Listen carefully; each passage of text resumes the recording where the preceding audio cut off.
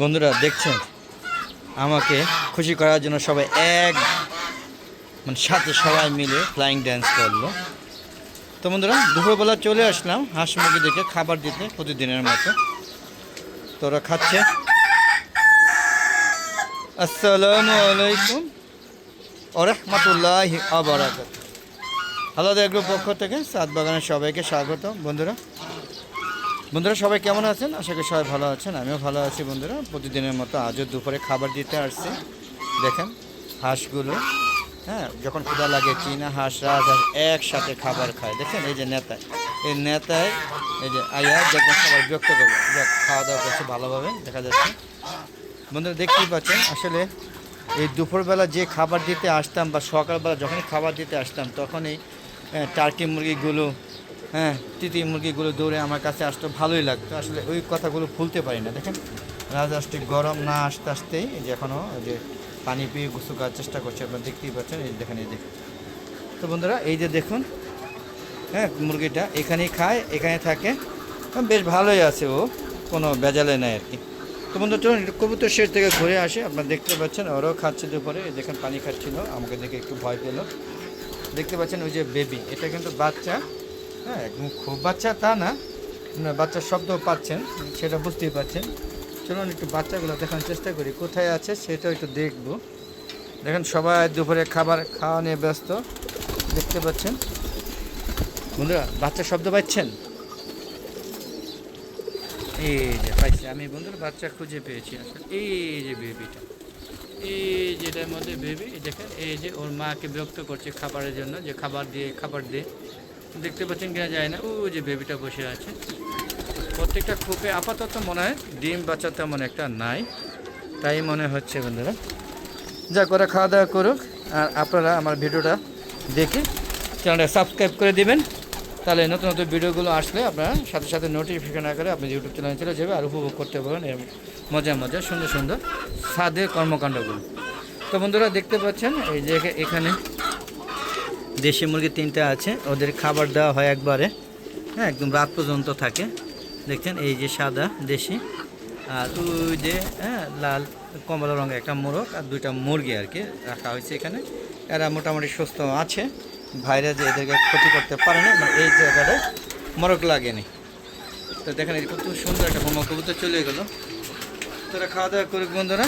আর ওদিক দিয়ে দেখেন মোরগ মুরগিগুলো, মোরগ মুরগি বলি কেন, হাঁসগুলো চীনা রাজহাঁসগুলো দুষ্টামি শুরু করে দিয়েছে। তো বন্ধুরা বের হয়ে গেলাম এখান থেকে। তো যদি আমার ইউটিউব চ্যানেলের ভিডিওগুলো আপনাদের ভালো লাগে তাহলে অবশ্যই শেয়ার করে সবাইকে দেখার সুযোগ করে দেবেন, সবাই দেখবে এবং সাত বাগানে তাদের কর্মকাণ্ডগুলো চালিয়ে নিতে পারবে। তো বন্ধুরা আসলে আমার সাত বাগানে আমি হাঁস মুরগি, এরপরে কবুতর, পাখি, বিভিন্ন প্রজাতির পাখি লালন পালন করে থাকি। পাশাপাশি ছাদ বাগানে প্রচুর গাছপালা আছে। আমার মনে হচ্ছে যে আমার সাথে যেরকম গাছপালা আছে হয়তো অগোছালো, কিন্তু অন্যান্য ছাদের তেমন কোনো কারো মনে এরকম গাছপালা নাই আমার মনে হয়। যদি আপনাদের থাকে সেটা কমেন্ট বক্সে কমেন্ট করে জানাবেন। মনে দেখেন কত সুন্দর কাঁচামরিচগুলো ঝুলে আছে। আপনাদের এত সুন্দর কাঁচামরিচ ঝুলে থাকা দৃশ্য খুব কমই দেখেছেন মনে হচ্ছে। দেখেন এটার মধ্যে আমি আটকে রেখে দিয়েছি, কারণ হচ্ছে এই যে টার্কি মুরগিগুলো আগে খেয়ে নিত, যেহেতু এখন টার্কি মুরগি নাই, তারপরও 2-1টা দেশি মুরগি আছে, 2টা দেশি মুরগি আছে। এইগুলো হয়তো আবার অ্যাটাক করতে বসে, তাই এইগুলোকে আপাতত আটকে রাখা হয়েছে, আপনারা বুঝতেই পারছেন।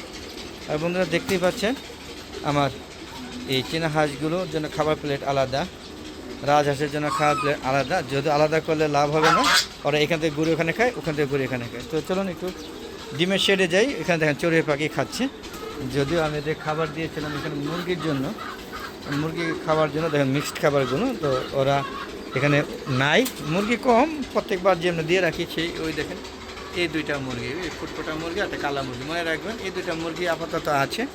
আর ওই ভিতরে 3টা আছে, আর এখানে পলিশ ক্যাপ এক জোড়া আছে, আর ফাইটারের মুরগিটা আছে, ওকে ডিম দিয়ে বাচ্চা ফুটাচ্ছি, হয়তো 2-1 দিনের মধ্যে ওকে অবমুক্ত করে দিব, তখন ভিডিওটা দেখতে পারবেন ভিডিওতে। আর ওর মোরগটা মারা গেছে, তো মোরগটা আমি আবারও আনবো হয়তো বা একটু সময় করতে পারলে। আর আরেকটু দেখি ভাইরাস সবে মাত্র মুক্ত হয়েছে কিনা জানি না, আপাতত এখন তেমন একটা ভাইরাস নাই বললেই চলে। মোরগ ডিম পাড়া মুরগি নাই, ভাইরাস ধরবো কোথা থেকে? ডিম পাড়া মুরগি সময় আসলে যখনই আমার ডিম পাড়ার একটা মৌসুম চলে তখনই সমানে ভাইরাসে ধরে অ্যাটাক করে বসে। তবে আমি একটা জিনিস বুঝতে পারছি, সময় মতো ভ্যাকসিন না দেওয়ার কারণে অনেক ক্ষতিটা হয়েছে। যেন এই যে এই বড় বড় রাজহাঁস এবং চীনা হাঁসগুলো সময় মতো ভ্যাকসিন দেওয়ার কারণে এগুলো প্রত্যেকটা সুস্থ আছে, স্বাভাবিক আছে, কোনো ক্ষতি হয়নি।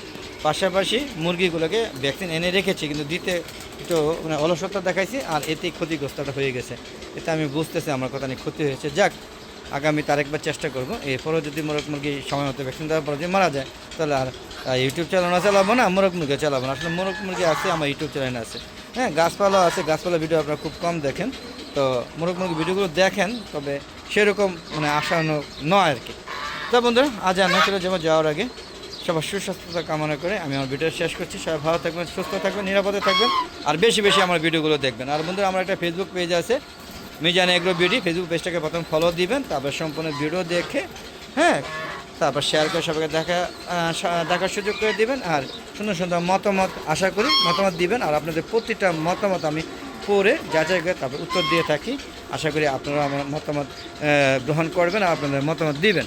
তো বিদায় নিচ্ছি, আসসালামু আলাইকুম ওয়া রাহমাতুল্লাহি ওয়া বারাকাতুহু। বন্ধুরা, সবাই ভালো থাকবেন, আর আমার ভিডিওগুলো বেশি বেশি দেখবেন। এই আশা ব্যক্ত করে আবার নতুন পর্ব নিয়ে হাজির হব। ততক্ষণে আমার চ্যানেলের সাথে থাকুন। খুদা হাফেজ, বিদায়।